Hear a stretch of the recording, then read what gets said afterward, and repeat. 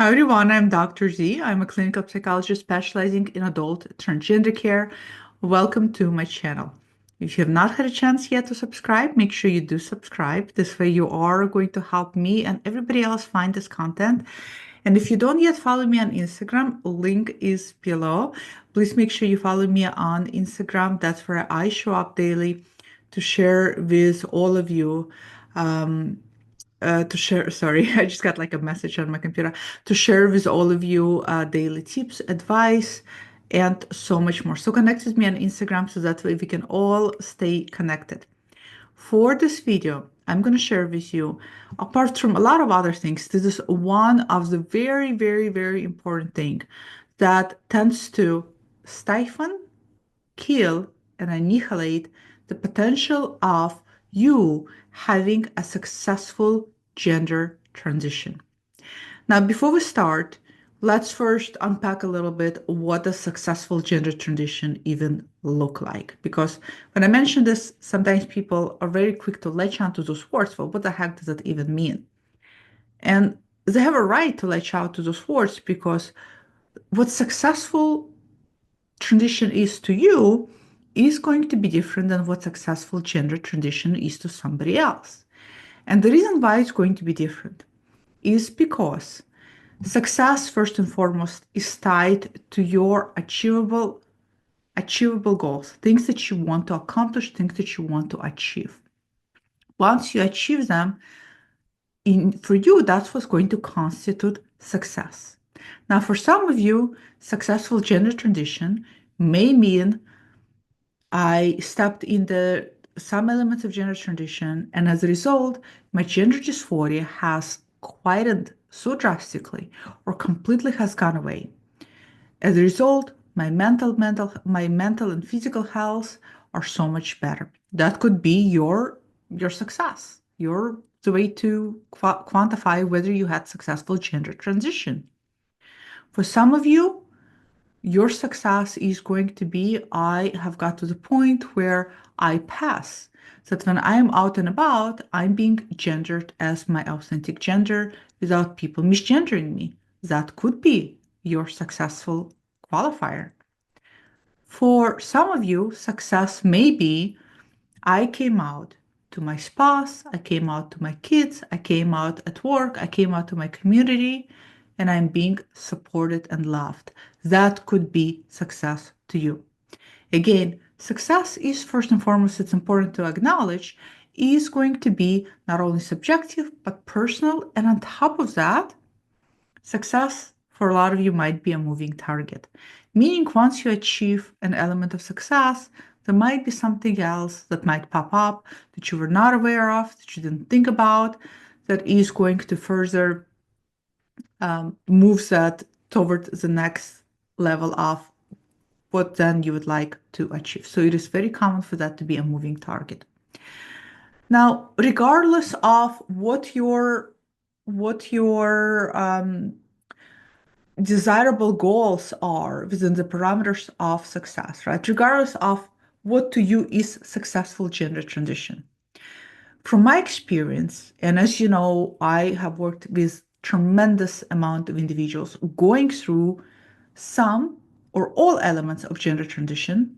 I have seen again and again and again this one particular element that regardless what your success is to you, regardless, in other words, regardless of what your achievable goals are, this one thing will undoubtedly, if you focus on it, if you don't find a way to let this go, will again stifle, kill, and annihilate the potential of achieving success in your gender transition. What I'm going to say may not even be a shocker to anybody, but it's so important for us to keep conversation about it so that the brains get more and more saturated with this knowledge to help you when you find yourself engaged in this behavior.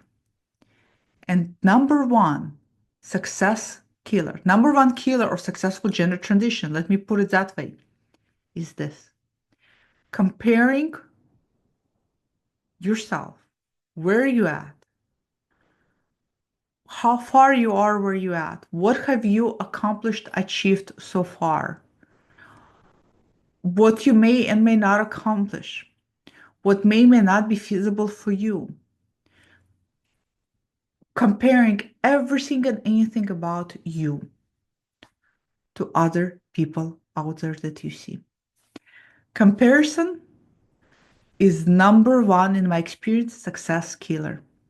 The number of people that I have worked with who are struggling emotionally because they're feeling defeated, they feel hopeless, they feel frustrated, stressed, and anxious, insecure, self loathing still.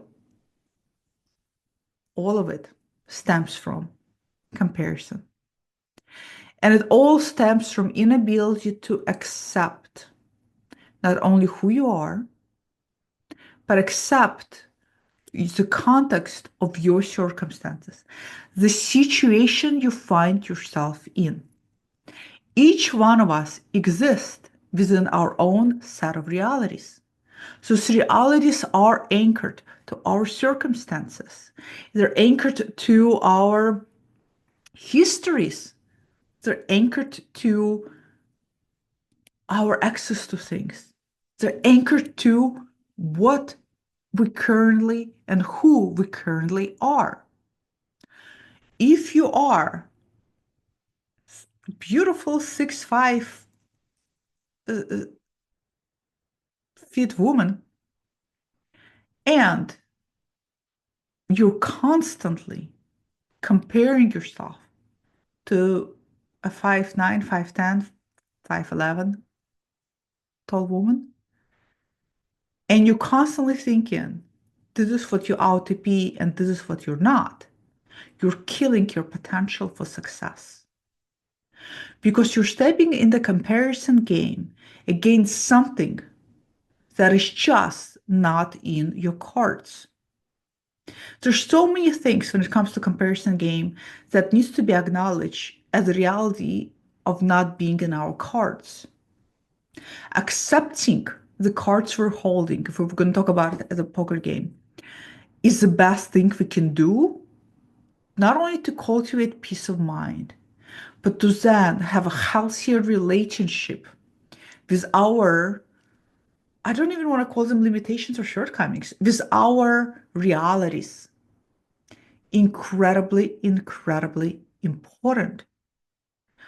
It's very easy to be in a situation where you are comparing yourself and as a result, constantly feeling worse about your situation. If only I had money. If only I lived in a safer environment. If only I was shorter. If only I was more curvy. If only I was more passable. If only nobody left me. All of these if onlys are nothing more than a shovel that is digging and digging and digging and digging a deeper hole for you to sink into. Let me repeat this. All of this if only, if only, if only, or shoulds, I should, are nothing more than a shovel that keeps digging and digging and digging and digging a deeper hole of despair, a deeper hole of misery, and a deeper hole of pain. We all have if onlys in our lives. This is not only something that is applicable to trans people. Some of you might be looking at me right now and say, it's easy for you to say, you're cis, you might even say you're privileged, you're white, you're attractive, whatever it is you may be thinking about me. And you, if onlys, might be coming up right now, even as I speak. And you know what? Even I also have my if onlys in regards to my own life. The goal is not to never have if onlys, but the goal is not to become if onlys. Something that it's like a heavy ball and a chain tied to your ankles that drags you down and prevents you from moving forward. Comparison and comparing ourselves to others is exactly what creates and makes that happen. Comparing ourselves to others is the worst thing you can do for yourself. The comparison in of itself is it's like a mirage.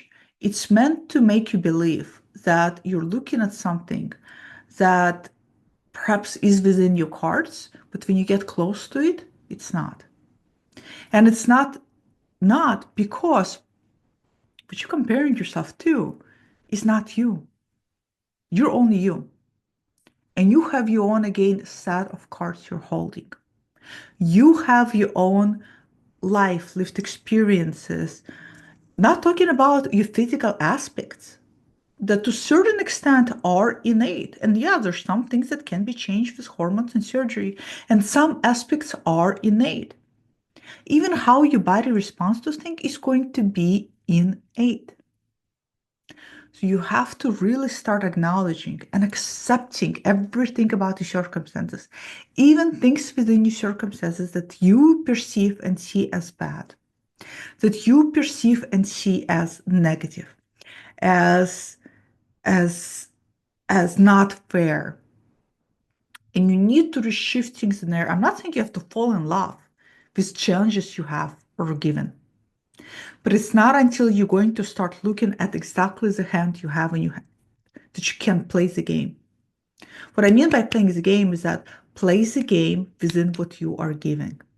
And sometimes that is the best thing we can do for ourselves because that's what helps you redefine and anchors the reality of what you're going to perceive as success. Let me give you a very visceral example. I have clients who are privileged to have financial stability and resources. These are the clients who can get surgery from any doctor in the world. These are the doctors for whom success may be passing, and because they have access to this, they're able to achieve that level of success. I have clients who are struggling, who are on Medicare or state-funded insurance, who are on disability, who's struggling just to put food on a table. These clients also have goal to pass. These clients also really want to get gender affirming surgeries. This client's reality is that where they're at, it makes it that much more challenging for them to find a doctor who takes their insurance or to find a doctor who works with the state funding. It may make things longer. It may mean that they're not getting the best top-notch doctors. That is their reality. I see people who are in this reality, for example, who are constantly comparing their situation to clients who are privileged. And they're, as a result, are torturing themselves with a despair because they're so wrapped up in a comparison game. There's nothing about life that's fair. Nothing about life that is fair. Life is deeply, deeply unfair. Some people get lucky. Some people work hard to get where they're at. Some people get deeply unlucky.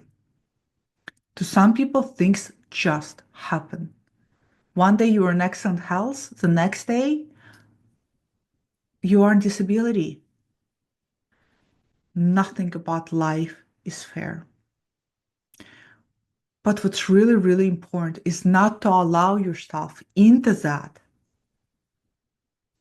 if only, because that's what's going to kill any ounce and shred of what successful transition means to you. And you have to situate what the success means to you within your own circumstances, no matter how challenging they are. When you do, and you achieve that success that is based and circulates within the paradigms of your reality, you will be happy. I promise you, you will be happy. You will be. Because your success has been tied to realistic expectations. So, number one thing again that kills success of any gender transition is comparison trap. And my God, today it is so easy to get wrapped up and get lost in a comparison trap. There's so much, first of all, just access to technology makes everything look so glowy and so, everything creates this mirage. It's so easy to start comparing ourselves to everything out there. And it's so important to scale back and to spend some time with yourself and to spend some time cultivating that with yourself. So, comparison, if you're doing that and you're engaging in a lot of comparison, this is a warning video. It is going to make you miserable.